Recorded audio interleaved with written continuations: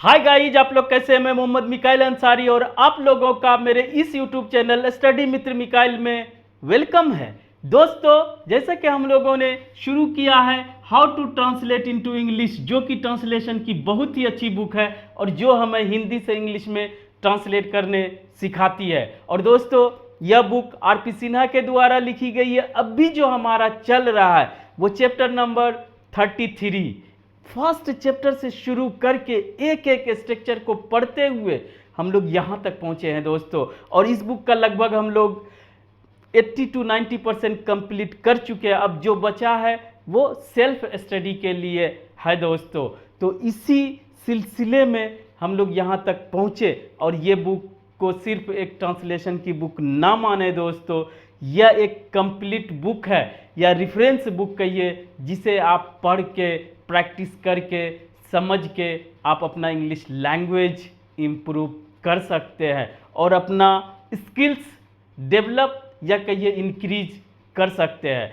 तो दोस्तों, शुरू करते हैं कि आज जो हमारा स्ट्रक्चर नंबर 18 है, वैसे तो इस चैप्टर का ही टॉपिक है एम्फेटिक स्टेटमेंट, यानी कि ज़ोरदार कथन या अपना स्टेटमेंट को हम लोग ज़ोरदार तरीके से कैसे बोलेंगे। एक तरीका है सिंपल तरीके से बोल सकते हैं, दूसरा तरीका है उसे अपनी बात को ज़ोरदार तरीके से कैसे रखें।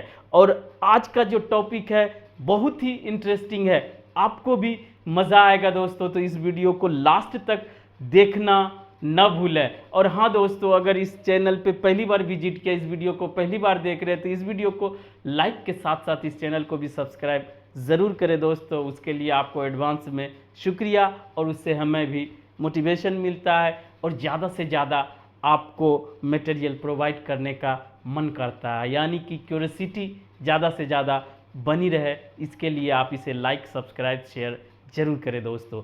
तो आइए देखते हैं आज इस स्ट्रक्चर में क्या है जो कि बहुत इंटरेस्टिंग होने जा रहा है। तो दोस्तों, जैसा कि इस बुक का पैटर्न है, सबसे पहले हिंदी वाक्य, उसके बाद स्ट्रक्चर और उस पर बेस्ड ट्रांसलेट करके सिखाता है और साथ ही साथ एग्जाम्पल्स भी है। आप चाहे तो उसको भी प्रैक्टिस करें, अदरवाइज आपको बुक नहीं है कोई मुश्किल नहीं है, आप मेंटल प्रैक्टिस करें अपने से, सिचुएशन और कंडीशन के अकॉर्डिंग आप स्टेटमेंट बनाएं। पहले हिंदी में बनाएं आप, फिर इंग्लिश में, या अगर इंग्लिश में भी बनता है तो इससे और बेहतर क्या हो सकता है। और दोस्तों, जो भी वर्ड मीनिंग की ज़रूरत पड़े, आज जियो और गूगल के दौर में सोचने की ज़रूरत नहीं, आपके हाथ में मोबाइल है, हिंदी डालिए इंग्लिश मिलेगा, इंग्लिश डालिए हिंदी मिलेगा, तो मुश्किल नहीं है वोकैब के लिए, वर्ड मीनिंग के लिए। तो आइए दोस्तों, सबसे पहले हिंदी देखते हैं। यहाँ पे जो इंटरेस्टिंग है, दवाओं की दवा, राजाओं का राजा, नौकरों का नौकर, शिक्षकों का शिक्षक, खिलाड़ियों का खिलाड़ी।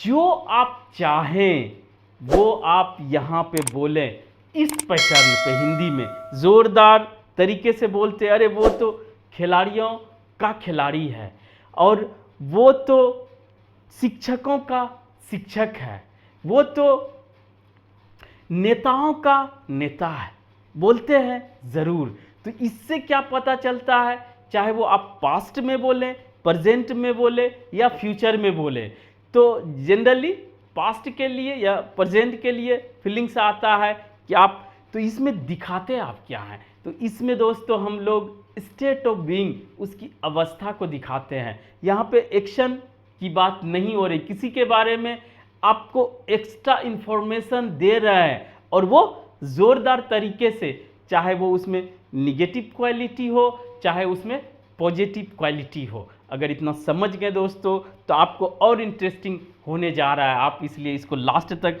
ज़रूर देखें। अगर ऐसा रहे, सेम चीज़ एक रहे, जैसे दवाओं की दवा, राजाओं का राजा, नौकरों का नौकर, शिक्षकों का शिक्षक, खिलाड़ियों का खिलाड़ी या नेताओं का नेता, या कुछ भी रहे इस तरह का दोस्तों, तो उसका स्टेट ऑफ बीइंग अगर हमको बताना है, चाहे वो पास्ट का हो, प्रेजेंट का हो या फ्यूचर का हो। आप जानते हैं कि इज, एम, आर, वाज, वर, ये सब जो हमारा स्टेट ऑफ बीइंग बताने के लिए स्टेटिव वर्ब का काम करता है, यही हमारा काफ़ी है। और एक चीज़ इसमें रहेगा दोस्तों जो कि देखेंगे, वो क्या रहेगा कि सबसे पहले यहाँ पे सब्जेक्ट का आना मस्ट है। और ये दोस्तों याद रखें कि ये जो है दवाओं की दवा, राजाओं का राजा, नौकरों का नौकर या शिक्षकों का शिक्षक, तो ये याद रखें कि यहाँ पर हमेशा सिंगुलर ही होगा, क्योंकि बहुतों में से एक की बात की जा रही है, जोरदार तरीके से अपनी बात को रखने के लिए, ठीक है, तो वहाँ पे वो सिंगुलर होगा, ठीक है। उसके बाद इसी के अकॉर्डिंग हमारा वर्ब आएगा, और टाइम या सिचुएशन या कंडीशन के अकॉर्डिंग, दो पे डिपेंड करता है। वर्ब का आने के बाद पास्ट बता रहा है, प्रेजेंट बता रहा है, फ्यूचर बता रहा है वो, और जो सब्जेक्ट है, सब्जेक्ट सिंगुलर ही रहेगा। अगर हिंदी में आप समझे होंगे तो आपको पता चल गया होगा। उसके बाद हम इंग्लिश में जो देंगे दोस्तों वो सिंगुलर नाउन, ये हमेशा नाउन को ही इंट्रोड्यूस करेगा, आइडेंटिफाई करेगा, क्वालिफाई करेगा। तो हम लोग वो जो देंगे नाउन वो सिंगुलर रहेगा, जो बताना चाह रहे हैं वो सिंगुलर रहेगा। और सब में से एक सबसे सुपर है, तो सुपरलेटिव डिग्री, यहाँ पे ये एडजेक्टिव नहीं है, लेकिन दोस्तों सब में से एक की बात की जा रही है, तो वहाँ पर आप इसको सिंगुलर है और आप इसको निश्चित, फिक्स, डिफाइन करने के लिए, डेफिनिट करने के लिए इसमें द ज़रूर लगाएं दोस्तों, और ये सिंगुलर रहेगा। और ऑफ के बाद ये वाला आ जाएगा जो कि प्लूरल फॉर्म में रहेगा। तो स्ट्रक्चर, अगर आपको सभी कंसेप्ट्स क्लियर हो गया लॉजिक के साथ, तो अब आप जितना सिचुएशंस, कंडीशंस क्रिएट करें, चाहे वो पास्ट का हो, प्रेजेंट का हो, आप इसे बना सकते हैं। इस स्ट्रक्चर पे आप बना सकते हैं। शिक्षक है, यहाँ पे थे भी हो सकता है, तो यहाँ पे वाज लग जाएगा, होंगे तो यहाँ पे विल भी लग जाएगा, कोई दिक्कत नहीं होनी चाहिए। तो दोस्तों आप बना के देखते हैं पहले इतना को। यह दवाओं की दवा है, तो यह का मतलब अगर हाथ में लेके इसको डेमोन्स्ट्रेट यहाँ पे बात इंडिकेट कर रहा है तो दिस आ जाएगा दोस्तों, या इट आएगा, जनरल बात कर रहे हैं तो दिस इज द मेडिसिन, ये सिंगुलर रहेगा और उसके पहले द लगेगा। और इसकी बात कर रहे हैं तो दिस इज, ठीक है, दिस इज द मेडिसिन, इतना आपका स्टेटमेंट हुआ। और एम्फेसाइज करने के लिए दोस्तों दवाओं की दवा, तो वहां पर दवाओं वैसे भी है यहाँ पे प्लूरल सब, तो ऑफ मेडिसिन्स। क्लियर? अगर इतना क्लियर हो गया तो अब आप अपने से सब बना सकते हैं। वह राजाओं का राजा है, ही, वह के लिए he is the king of Kings, वह रानियों की रानी है, या थी पहले प्रेजेंट में, वह रानियों की रानी है, she is the queen of queens. कितना इंटरेस्टिंग है दोस्तों, आप चाहें तो इसे बहुत तरीके से आप सिचुएशन कंडीशन क्रिएट कर सकते हैं, ठीक है। वह नौकरों, ये वह राजाओं का हो गया, वह नौकरों का नौकर है, he is the servant of servants. Clear? अब वह शिक्षकों का शिक्षक है, he is the teacher of teachers.